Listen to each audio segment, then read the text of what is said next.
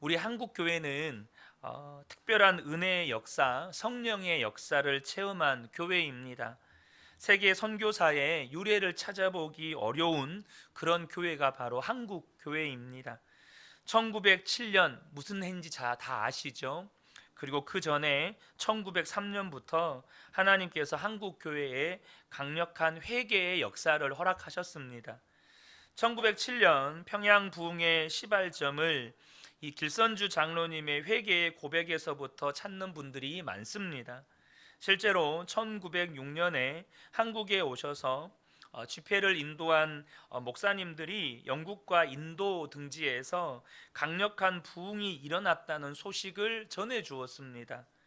그래서 한국에 온 선교사님들과 또 한국교회 지도자들이 하나님께서 한국에도 부흥을 주시기를 간절히 열망하는 마음이 생겼습니다.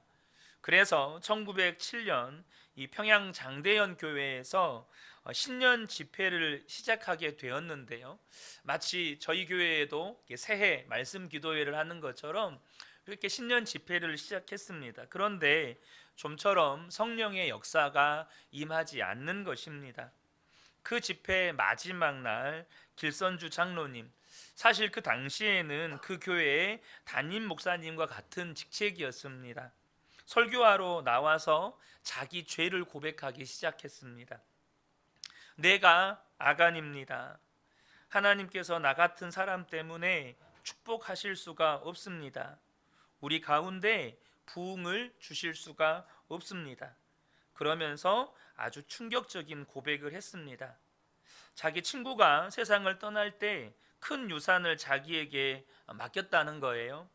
아내는 경제적으로 조금 무능하고 자녀들도 아직 어리다 보니까 친구인 자네가 맡고 있다가 가족들에게 전해달라고 그 맡겨진 재산의 상당 부분을 자신이 가로채서 써버린 거죠. 믿어지지 않을 만큼의 부끄러운 죄이지만 그 고백을 하는 순간에 그 고백을 듣는 성도들의 가슴이 다 자기 죄로 인하여서 찔림을 받았습니다.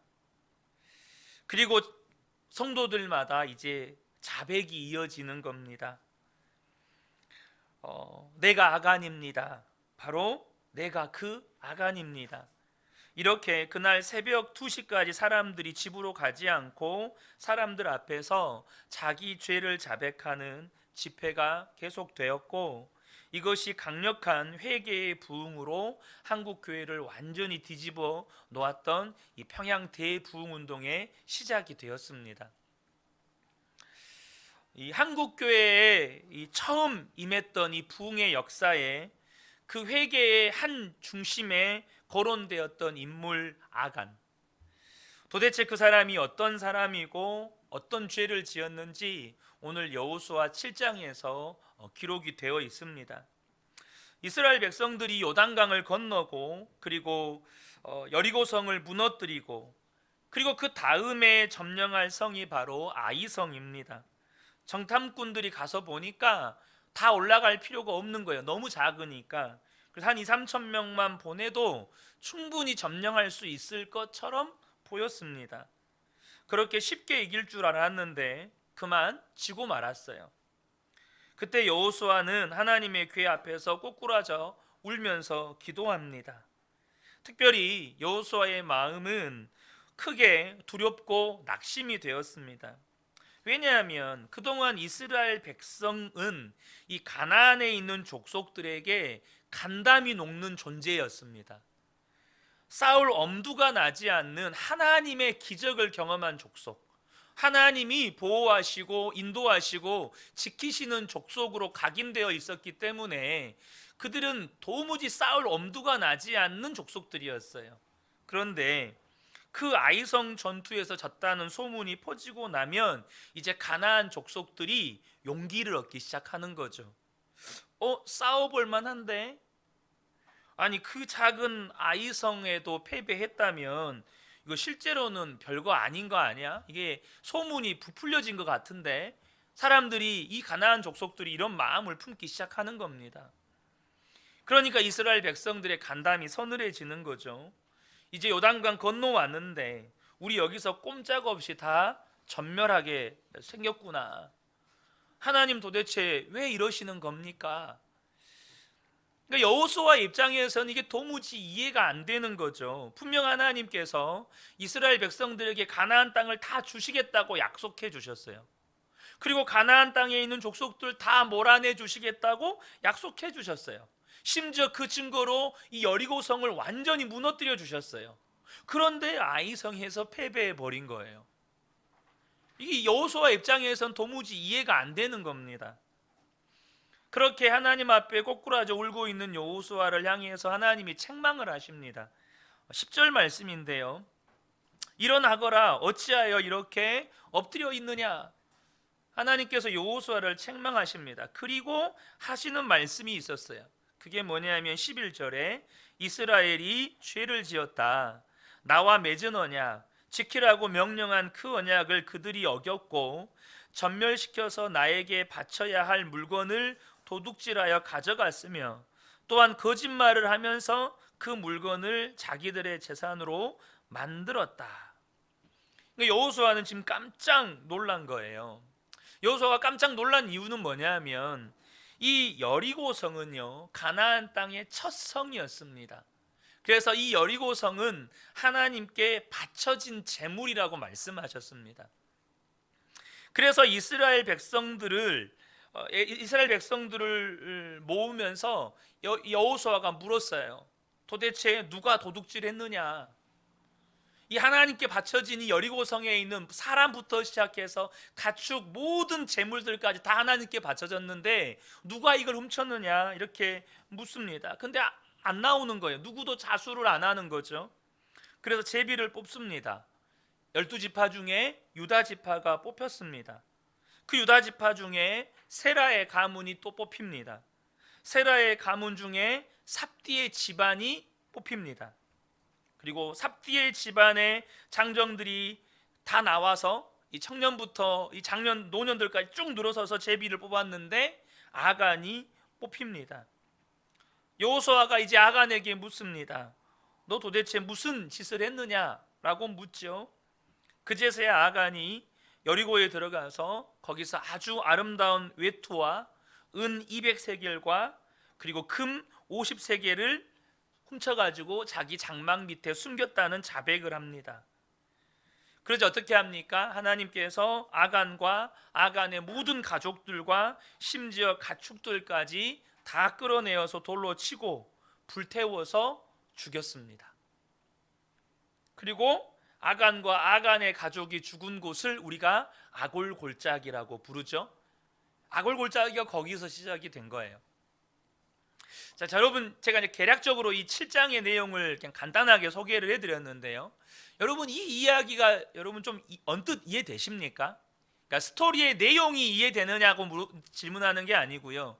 하나님께서 과연 조금 이거 훔친 것 때문에 아간 한 사람 죽이는 것으로 그치지 않고 아간의 가족들, 가축들, 심지어 모든 것을 다 돌로 쳐서 죽이고 불태워서 돌무더기로 만들어 버린 이것이 여러분 이해되신가요? 그 죄에 대해서 내린 벌이 너무 무섭다는 생각 들지 않으십니까? 아간과 그의 가족과 가축까지 다 돌에 맞아 죽고 불태워졌어요. 아니, 이 죄가 이렇게까지 끔찍한 벌을 받아야 하는 죄인가? 가족들과 어린아이들은 무슨 잘못이 있다고 함께 처벌을 받아야 하는가? 우리는 여기서 이 질문에 대한 답을 얻기 전에 아간의 대답을 좀 살펴볼 필요가 있습니다. 자, 20절인데요. 아간이 여호수아에게 대답하였다. 제가 진실로 주 이스라엘의 하나님께 죄를 지었습니다. 자, 아간이 여리고성의 물건을 얼마를 훔친 것은 단지 어떤 물건 얼마를 훔친 죄가 아니고 하나님께 죄를 지었다라고 고백하는 거예요. 이 여호수아 7장을 보면요, 바친 물건이라는 말이 8번 등장합니다.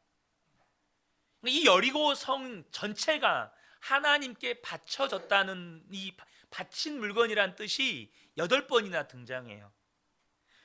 이 여리고성은 모든 재물과 사람까지, 모든 가축까지 다 하나님께 바쳐진 재물이라는 것입니다. 그래서 여호수아 6장에서 보면 하나님께서 이스라엘 백성들에게 아주 엄하게 말씀하십니다. 17절과 18절인데요. 이 성과 이 안에 있는 모든 것을 전멸시켜서 그것을 주님께 제물로 바쳐라. 18절에도 너희는 전멸시켜서 바치는 희생 제물에 손을 댔다가 스스로 파멸당하는 일이 없도록 주의하여라. 너희가 전멸시켜서 바치는 그 제물을 가지면 이스라엘 지는 너희 때문에 전멸할 것이다. 여기서 이 전멸이라는 단어가 뭐냐면 죽이고 불태워서 하나님께 바쳐진다라는 뜻을 담고 있어요. 그래서 하나님께서 경고하셨죠. 이렇게 하나님께 죽여서 바쳐진 제물을 너희가 훔쳐서 가지게 되면 너희가 전멸할 것이다. 그러니까 너희가 제물로 바쳐질 것이다. 이런 의미가 되는 거예요. 그러니까 엄히 경고하셨어요. 이것은 나에게 바쳐진 제물이다. 절대 손대지 말아라. 너희들이 이걸 가져가면 너희들이 제물로 바쳐질 거다. 이런 표현을 쓸 만큼 강하게 하나님께서 이스라엘 백성들에게 말씀하셨어요. 이 여리고성은 반드시 하나님께 바쳐져야 한다는 거예요. 왜요? 가나안 땅을 점령하면서 정복한 첫 성이어서 이건 하나님의 것이다라는 명백한 하나님의 그들에 대한 말씀의 선포였어요. 모든 것이 하나님의 것이지만 이스라엘은 어떤 전통이 있죠? 장자는 하나님의 것, 모든 소산의 첫 것은 하나님의 것, 모든 가축의 첫 것은 하나님의 것. 그것의 상징적인 신앙의 고백으로 모든 것의 첫 제물은 하나님의 것이라고 선언을 하신 거예요. 그래서 그 누구도 그걸 손대면 안 돼요. 그 여리고성에 있는 사람부터 시작해서 가축, 금은보화 어느 것도 다 하나님께 바쳐졌기 때문에 하나님께 드려져야 된다는 거예요. 그런데 아간이 거기에 손을 댄 겁니다. 그러니 그저 물건 얼마를 훔친 게 아니고 하나님께 드려져야 할 재물을 그가 가지고 있었던 거예요. 그 재물이 어떤 재물이었죠? 하나님께 불태워져 드려져야 할 재물이었어요. 하나님께 불태워져 드려야 할 그 재물을 누가 가지고 있어요? 아간과 그의 집안이 가지고 있는 거예요. 그러니까 그 재물과 함께 불태워지는 거예요. 하나님께서 다 불태워버리는 그 물건을 자기 장막에 숨겼기 때문에 아간과 그의 가족과 가축까지 다 돌에 맞아 죽고 불태워져 하나님께 드려진 겁니다. 여러분, 여리고라고 하는 이 성은요 굉장히 큰 성입니다. 이미 다 알고 계시죠? 그러니까 얼마나 재물이 많았겠어요. 그런데 이 여리고 성을 점령하러 간 사람들은 사실 20세 이상 된 장정들 전부니까 거의 60만 이상의 사람들이 그곳을 점령하러 갔거든요. 그러니까 얼마나 많은 사람들이 그 땅을 이렇게 밟았겠어요. 그 말은 어느 한 사람 몰래 이렇게 훔쳐도 몰라요. 근데 신기한 건 그 재물을 훔친 사람이 아간밖에 없어요. 그 60만 명이나 되는 장정들 중에 그 물건을 훔친 사람이 아간 혼자밖에 없다는 거예요. 여러분, 이게 놀랍지 않습니까? 누구나 다 탐심이 있습니다. 아간이 그 재물을 숨긴 걸 보면 누구나 다 숨길 수 있었다는 의미이기도 해요. 그저 탐나는 것 금은모와 몇 가지 그냥 주머니 속에 집어넣어도 누구도 모르는 그런 상황인데 아간 외에는 어느 누구도 그걸 훔치지 않았다는 거죠. 그런데 생각해 보니까 여러분, 이 상황이 이상한 거예요. 일단 아간 혼자 훔쳤다는 거. 여러분 보세요. 이스라엘 백성들이 가나안 땅에 들어올 때 어떤 기사와 표적을 경험합니까? 바로 얼마 전입니다. 그 넘칠 것 같던 요단강이 뚝 끊어져서 그들은 마른 땅을 건넜습니다. 그죠? 엄청난 기적을 경험했어요. 그리고 요단강을 건너서 여리고성을 앞에 두고 하나님께서 여호수아에게 또 명령 하나를 하셨습니다. 그게 뭐죠? 할례를 행해라. 그러니까 여리고성을 앞에 두고 할례를 행했다는 건 전투 불능 상태에 놓인다는 의미입니다. 근데 그 전투 불능 상태에 60만 명이나 넘는 대군이 그냥 다 뻗어서 장막에서 옴싹달싹 못하고 누워 있는데, 희한한 건 여리고성에서 어느 한 사람 나와서 그들을 공격한 일이 없어요. 이게 엄청난 기적입니다. 그리고 이 이스라엘 백성들이 여기 열세바퀴 돌더니 소리 한 번 질렀다고 여리고성이 완전히 무너져 버렸습니다. 엄청난 기적을 경험한 거죠. 그러니까 이스라엘 백성들 안에는 와, 하나님 살아계시는구나, 하나님은 정말로 우리와 함께 계시는구나, 이거를 생생하게 체험한 거예요. 그러니까 누구도 하나님 살아계시다는 걸 부정할 수가 없어요. 하나님이 우리와 함께 계시다는 것을 이스라엘 백성들 누구도 부정할 수가 없어요. 그런데 아간이 훔쳤다는 거예요. 이게 신기한 거예요. 그 놀라운 기적을 경험하고 아간이 그걸 훔친 거예요.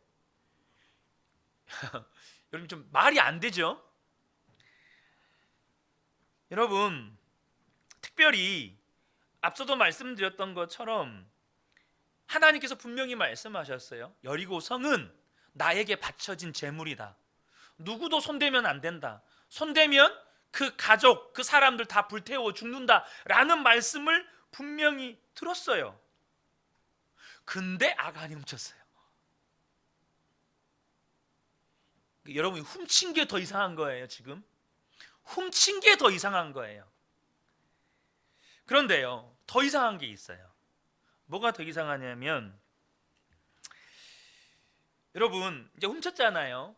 그래서 이스라엘 백성들이 이제 패했어요. 그것 때문에 패했어요. 그래서 하나님 앞에 여호수아가 범죄한 걸 알고 누가 훔쳤냐라고 물어봤어요. 그러면 아간은 자신이 지은 죄 때문에 이 전투에서 졌다는 걸 알까요, 모를까요? 알죠. 하나님의 물건을 훔쳤다, 누가 훔쳐가지고 지금 우리가 전쟁에서 패했다, 여호수아가 백성들 다 모아놓고 이야기를 했어요. 그럼 본인은 당연히 알겠죠.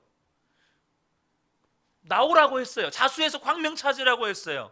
근데 안 나와요. 아간에게 기회가 있었어요. 자수할, 하나님께 자복할 기회가 있었어요. 근데 안 나와요. 자, 제비를 뽑습니다. 12지파 중에 아간이 속한 유다 지파가 뽑힙니다. 자, 그러면 뭔가 마음 가운데 좀 꺼림칙하잖아요. 우리 지파가 뽑혔네? 자, 그러면 설마 지금 하나님께서 나에게 지금 사인을 주시는 게 아닐까, 이런 생각을 할까요, 안 할까요? 당연히 하겠죠. 근데 아간이 안 나와요. 자, 유다 지파에서 이제 세라 가문이 뽑힙니다. 점점점 하나님의 손길이 아간을 조여옵니다. 세라 가문이 뽑혔어요?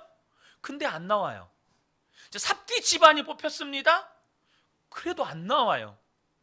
마지막으로 아간이 딱 뽑혔어요. 그때에서 아간이 자수를 합니다.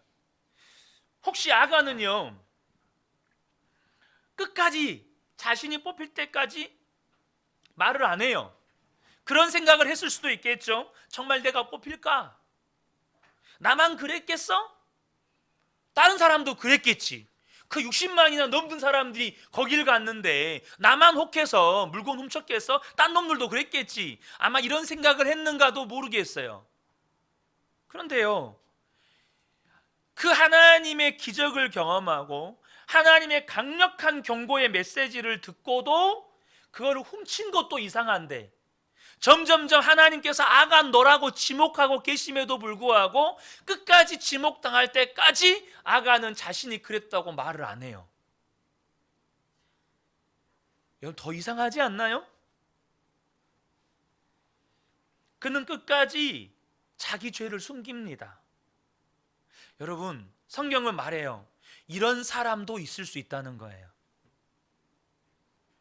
끝까지 자기 죄를 감춰보려고, 끝까지 자기 죄를 숨겨보려고 하는 사람도 있을 수 있다는 거예요.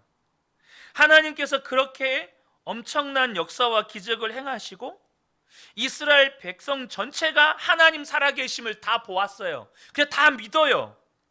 그리고 하나님께서 절대 그 손대지 말라고 강력한 경고의 메시지도 들었어요. 모든 백성들이 하나님을 이제 경외하는 마음을 가졌어요. 그 순간에도 하나님의 면전에서 하나님의 명령을 어기고 하나님을 무시하고 하나님을 대적하는 이런 사람들이 나온다는 거예요. 여러분, 이게 굉장히 무서운 일입니다. 이게 무서운 일이에요. 근데 여러분, 이 아간의 이야기를 들을 때 여러분은 어떤 생각이 드십니까? 저런 사람도 있네. 돌에 맞아 죽을 짓 했네. 돌에 100번은 맞아도 싸지. 혹시 이런 생각이 드십니까? 나는 아간 같지는 않지. 이렇게 피해가지 않으시기를 축복합니다. 오늘 제목이 내가 아간이다 입니다.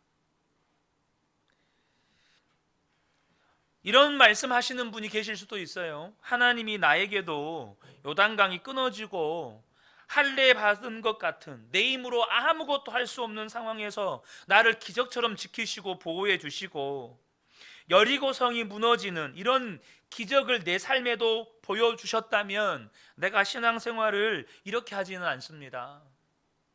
저는 정말 하나님을 정말 확실히 믿을 거예요.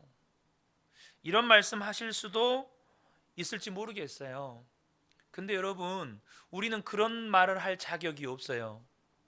왠지 아십니까? 우리는 아간보다 더 놀라운 기적을 경험한 사람들이기 때문입니다. 우리는 아간보다 더 엄청난 은혜를 받은 사람들이기 때문이에요. 우리는 구약의 어떤 인물들보다도 더 위대한 기적을 경험한 사람들이에요. 구약에 있는 모든 인물들, 여러분 그 사람들은요 다 하나님께서 일으키신 어떤 기적을 경험한 사람들이에요. 그런데 우리는요 그 기적의 주체이시는 하나님이 우리 안에 들어와 있는 사람들이에요. 여러분 이거 아셔야 돼요. 저와 여러분이요 하나님의 독생자 예수 그리스도께서 저와 여러분을 위해서 십자가에서 죽으셨습니다. 여러분 이거 사실입니까? 아닙니까? 여러분 이거 사실이잖아요. 이 엄청난 기적과 은혜를 받았어요. 그 죄, 그것으로 말미암아 우리가 영생을 얻었어요. 그리고 그 예수 그리스도께서 지금은 성령으로 내 안에 들어와 계세요. 저와 여러분이요 그것 때문에 저와 여러분이 생명을 가지고 있어요. 여러분 지금 무엇 때문에 이 자리에서 예배 드리시죠? 무엇 때문에 예배 드리세요? 오늘 예배 드리면 하늘에서 금덩이가 떨어지나요? 아니죠. 눈에 보이지 않는 예수님 때문이에요. 여러분 그렇지 않습니까? 눈에 보이지 않는 예수님 때문에 우리는 예배해요. 하나님을 만나보지도 않았는데 우리는 하나님을 믿고 있어요. 예수님을 만난 적도 없는데 예수님을 사랑한다고 고백을 해요. 도대체 이러한 역사가 어떻게 해서 우리 안에서 일어나고 있죠? 여러분 그 모든 기적의 주체이신 예수 그리스도가 우리 안에 들어와 계시기 때문이죠. 여러분 똑같은 시대를 살지만 지금도 하나님을 전혀 안 믿어지는 사람들이 있고 심지어 예수님을 사랑하기는커녕 입에 담지 못할 저주와 욕설을 해대는 사람들도 있어요. 그런데 저와 여러분은 이 시간에 하나님 앞에 나와 있고 하나님 앞에 예배하고 있고 하나님의 말씀을 듣고 있어요. 여러분 무슨 차이죠? 여러분 기억하셔야 됩니다. 우리가 눈에 보이지 않지만 아간이 경험한 것과는 비교할 수 없는 은혜와 기적을 우리가 경험했다는 사실을 여러분이 아셔야 돼요. 그런데요 그런 은혜를 받고 있는데도 하나님께서 하늘 위에서 보시는 게 아니고 우리 안에 오셔서 우리와 함께 하신다는 것을 믿는다면서도 우리는 하나님 앞에서 도무지 할 수 없는 말들을 막 해요. 도무지 할 수 없는 거친 행동들을 막 해요. 도무지 말도 안 되는 삶을 살고 은밀하게 죄를 짓는 것은 부끄럽기 짝이 없어요. 사람만 보지 않으면 아무도 보지 않는 줄 알고 다른 사람들이 없는 곳에서 여러분 지금 어떻게 살고 계신가요?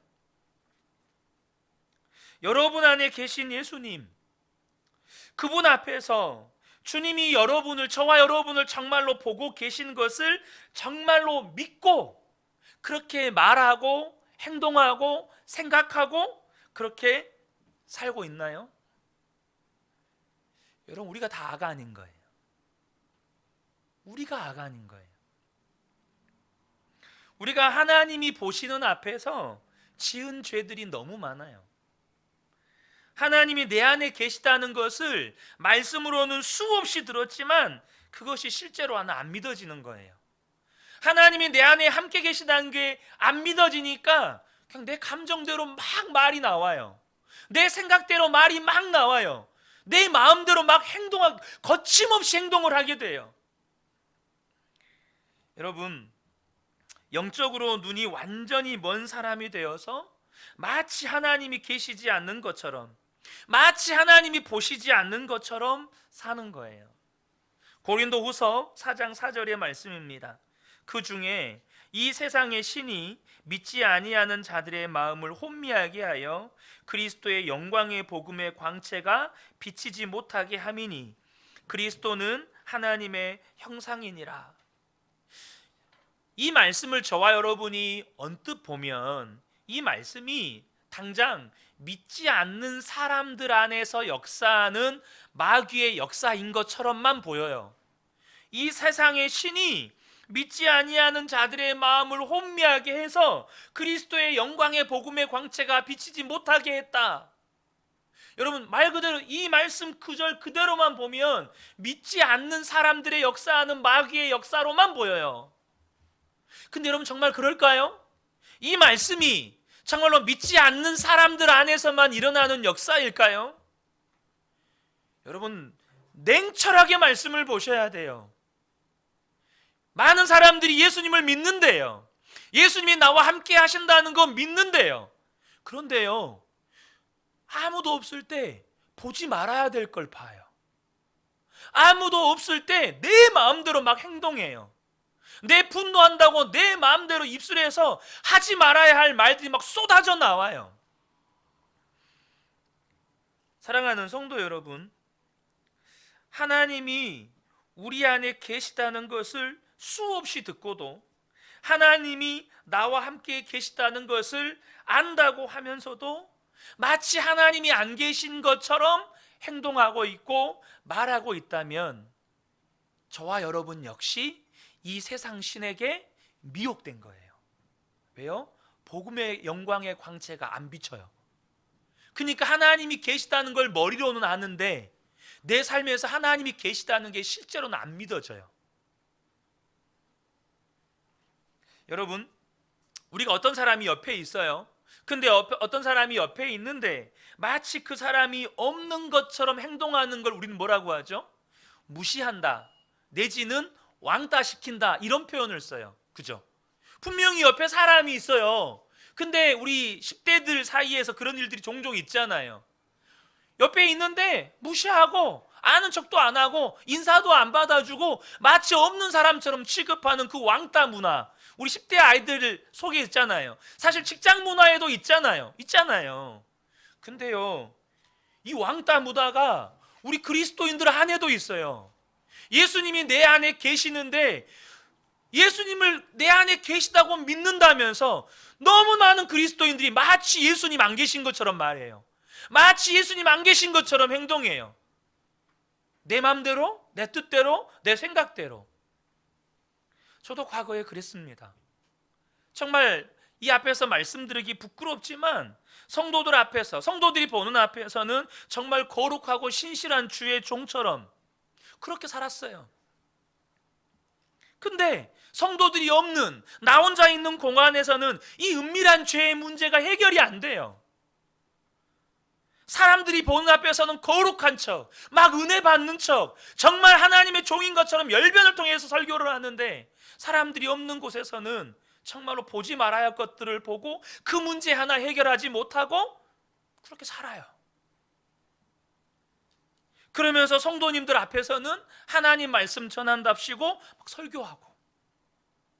제가 과거에 그랬어요. 얼마나 위선적이고 얼마나 가식적입니까? 여러분, 위선적이고 가식적인 것보다 더 큰 문제는 내 안에 계신 주님을 철저하게 무시하고 사는 거예요. 마치 하나님이 안 계신 것처럼, 마치 예수님이 안 보시는 것처럼 그렇게 행동하고 말하고 살아요. 여러분, 그게 아간이에요. 그게 아간이에요. 너 여리고성은 나에게 바쳐진 재물이야. 그것을 너희들이 가지면 너희들은 죽어. 그렇게 하나님께서 수많은 기적 보여주시고 하나님께 바쳐진 물건이라고 말씀하시고 그리고 그들을 보냈는데 하나님이 전혀 안 보시는 것처럼 하나님 말씀 무시하고 내가 취하고 싶은 거 취해서 내가 하고 싶은 거 마음대로 하면서 살아요. 그 아간이 내 안에 있는 거예요. 사랑하는 성도 여러분, 저와 여러분이 이 상태에서 빨리 벗어나셔야 돼요. 이 상태에서 정말 빨리 벗어나셔야 돼요. 여러분, 저와 여러분이요, 기억하셔야 돼요. 제가 지금 오늘 설교 본문에, 제가 설교 원고에는 없는 내용이어서 그 내용이 정확하게 기억이 안 나지만 여러분 꼭 기억하셔야 돼요. 여러분이요, 하나님 앞에 회개했다고 하면서 여러분의 죄를 사람들 앞에서 고백하지 못한다면 그건 진정한 회개가 아니에요. 저는 과거에 음란물 중독자였습니다. 도무지 목사가 돼도 해결이 안 돼요. 근데 하나님께서 내 안에 계신 예수님을 바라보는 눈을 뜨게 해주셨어요. 그러니까 내가 죄를 끊어낸 게 아니라 끊어지는 거예요. 제 아내에게도 고백했어요. 지금도 아내는 저를 위해서 그렇게 기도해요. 이제는요, 생각조차 안 나요. 왜요? 내 안에 계신 예수님이 너무 분명하니까. 내 안에 예수님이 살아계신 게 너무 분명하니까 이제는 생각조차 안 나요. 혹 때로는 생각날 때가 있죠. 그때마다 주님을 바라보려고 또 몸부림쳐요. 왜요? 나는 주님 없이는 그 죄를 못 이기는 사람이니까. 주님을 바라보면 죄는 떠나가요. 사랑하는 성도 여러분, 저와 여러분이 이 문제가 해결이 안 되면, 내 안에 아간의 문제가 해결이 안 되면, 여러분 정확하게 말씀드리면 우리는 구원받은 게 아니에요. 여러분, 어떻게 예수를 믿는데 죄의 문제가 해결이 안 될 수가 있죠? 그 예수님의 십자가를 부정하는 거예요. 예수님의 십자가는 우리의 모든 죄의 문제를 해결한 십자가예요. 그게 무슨 말일까요? 나를 의인 삼으신 거예요. 아멘이시죠? 또 한 가지 기억하셔야 돼요. 나를 의인으로 살게 하시는 거예요. 어떻게 그게 가능하죠? 내 안에 계신 주님과 날마다 동행하면 의인으로 살아지는 거예요. 십자가의 능력은 나를 의인으로 만든 것뿐만 아니라 나를 의인으로 살게 하는 거예요. 여러분, 아간이 가지고 있었던 외투, 은, 금, 그건 다 불태워져야 될 것들이었어요. 그런데도 불태워져야 할 것들을 붙잡고 있으니 자신도 불타고 자기 가족도 불타고 다 불타는 거예요. 지금 하나님께서 저와 여러분에게 너 그거 가지면 안 돼, 너 그거 붙잡고 살면 안 돼 라고 말씀하고 계시는데 그걸 붙잡고 있으면 어떻게 돼요? 나도 불타고 내 가족도 불타는 거예요.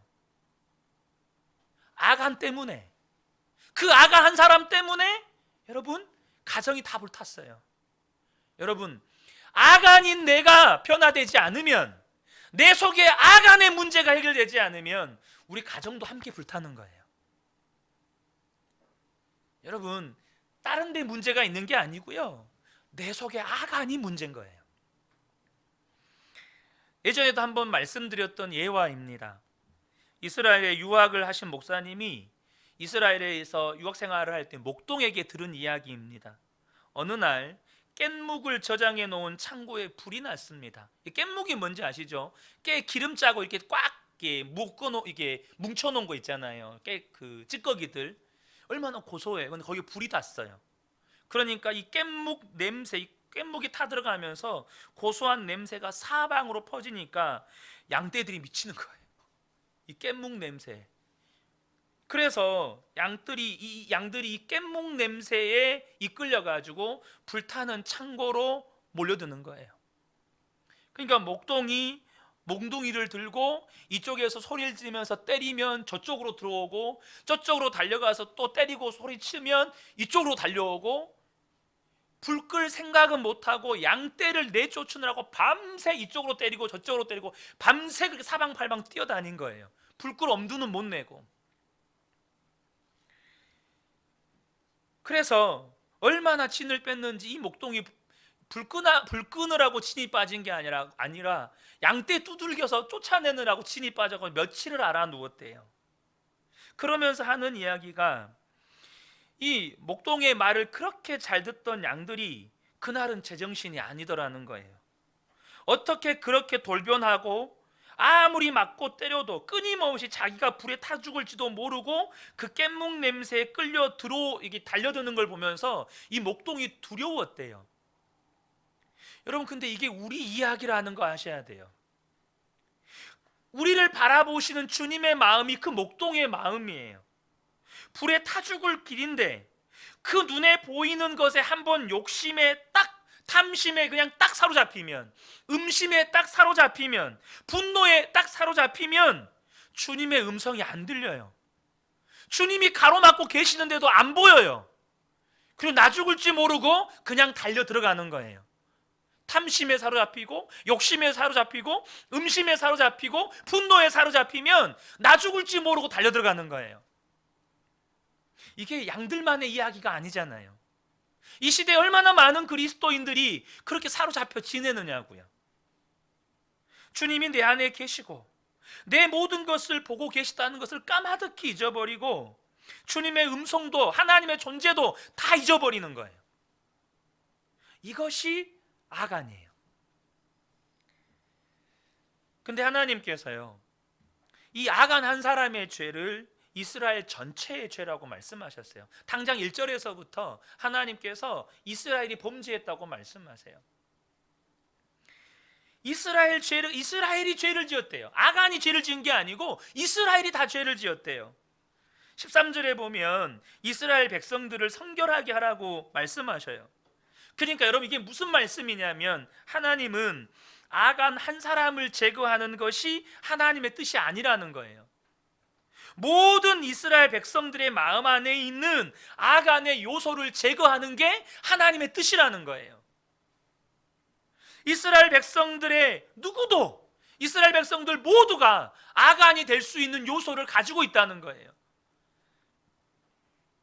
이스라엘 백성들의 마음속에 있는 아간의 요소, 눈에 보이지 않으면 전혀 믿지 못하고, 하나님이 그렇게 함께 하시고 역사하시는 것을 듣고 보았음에도 불구하고, 체험했음에도 불구하고 죄의 유혹이 오면 도무지 믿지 않는 사람처럼 행동해버리고, 그 아간의 요소를 반드시 제거해야 된다는 거예요.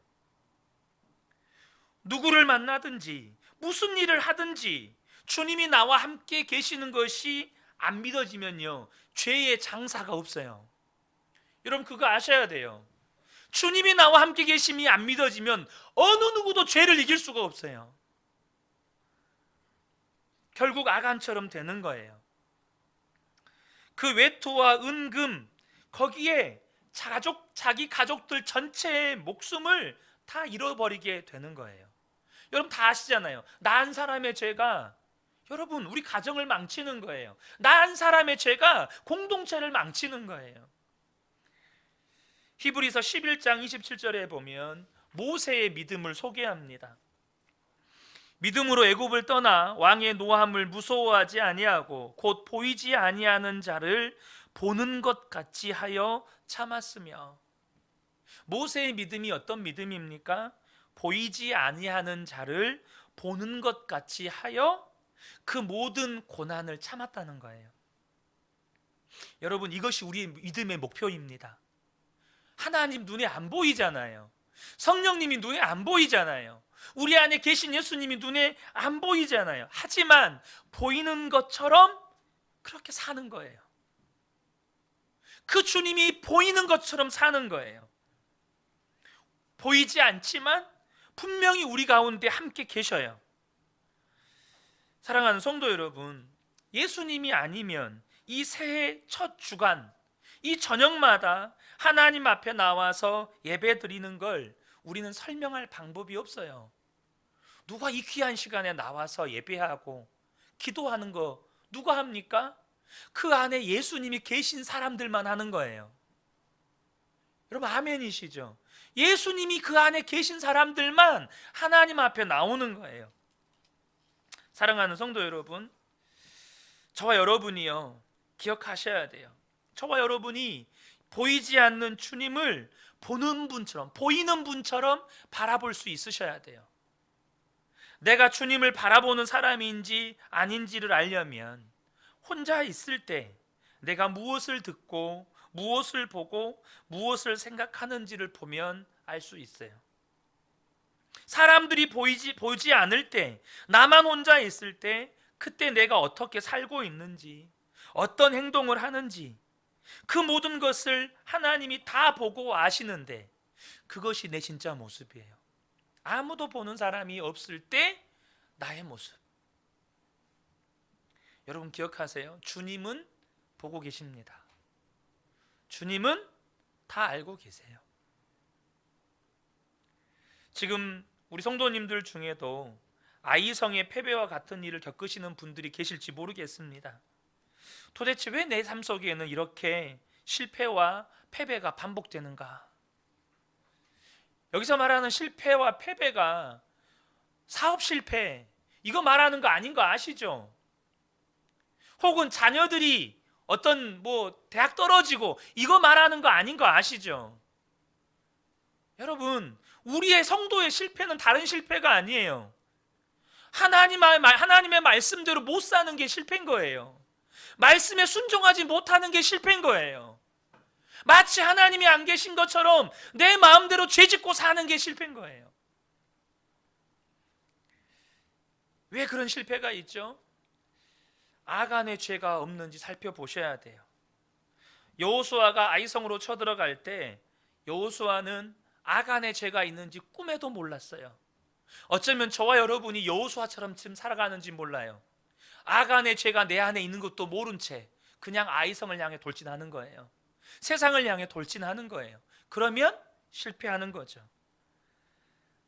돌아보니까 아간이 있었어요. 저는 이 밤에 여호수아가 하나님의 법궤 아래에서 그렇게 하나님 앞에 눈물로 기도했던, 도대체 하나님, 내 삶에 이런 실패가, 이러한 패배가 무엇 때문입니까? 하나님 앞에 묻고 하나님 앞에 답을 얻는 시간이 되시길 주님의 이름으로 축복합니다. 하나님 앞에서 답을 얻으셔야 돼요. 그리고 그 문제를 해결함을 받으셔야 돼요. 저와 여러분이 주님을 바라보는 믿음의 눈이 뜨이지 못한 상태라면 여러분, 무슨 복이 있고 무슨 승리가 있겠어요? 우리 본성은 정말 악합니다. 어리석고 욕심도 많고 너무 이기적이고 혈기도 강하고, 그러나 주님을 바라보는 눈이 열리면 아무리 악한 본성을 가지고 있어도 본성대로 살 수 없어요. 왜 그럴까요? 주님이 본성보다 강하세요. 주님이 저와 여러분의 본성보다 강하세요. 그러니까 주님을 바라보는 눈이 뜨이면 절대 본성대로 못 살아요. 그리고 주님이 이끄시는 대로 사는 거예요. 주님을 바라보는 눈이 뜨이는 것이 열쇠입니다. 우리가 우리의 삶을 매일 점검하고 다시 주님을 바라보기로 결단하고 기도하면 주님께서 반드시 주님을 바라보는 눈을 열어주십니다. 저는 우리 근혜교회 모든 성도님들과 함께 이 은혜의 여정에 또 한 걸음 더 깊이 나아가기를 원합니다. 우리 이 시간에 그렇게 주님 앞에 은혜를 구하면서 함께 나아가기를 원합니다.